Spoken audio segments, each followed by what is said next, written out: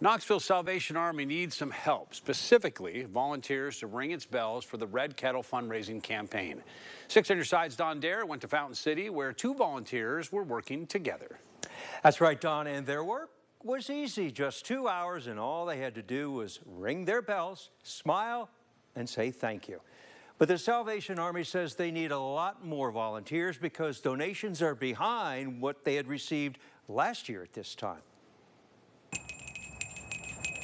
The ringing of the red kettlebells. It's a holiday tradition.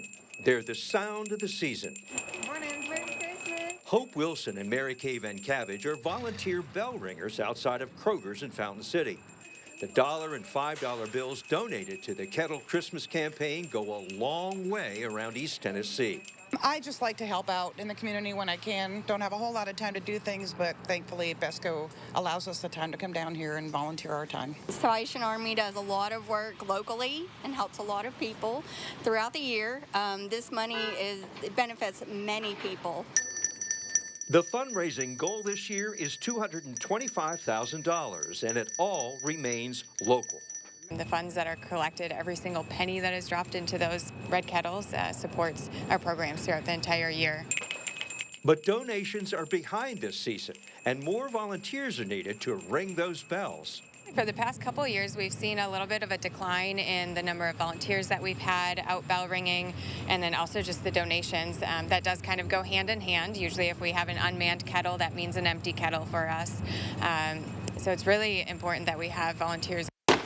A highlight of the Christmas season is the Salvation Army's Angel Tree program. Gifts for children were handed out on the 12th and 13th of December. This year, we are helping about almost 1,000 kids. That's 200 more than last year. So the need is always there, and it's always growing, so we're excited. The Salvation Army has fed and housed the poor for the past 125 years.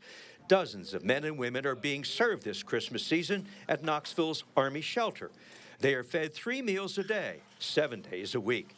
Women and children currently live at the Salvation Army's main building. They're here to escape domestic violence or need food and shelter to avoid being homeless. The guests are served hot and healthy meals. Men and women eat at separate tables. Mike Zach gave back to the Salvation Army for what was once given to him. To be honest with you, I grew up dirt poor, and the only place that was around that helped us was the Salvation Army. And I'll remember this until I die, is going in there and having cake and ice cream. So how can you be a bell ringer? It's pretty simple to volunteer. It's one of the most flexible volunteer opportunities there is, I think. You can just go to registertoring.com. You select the location that you want, so wherever's closest to your home. This man donated a year's worth of loose change he had saved.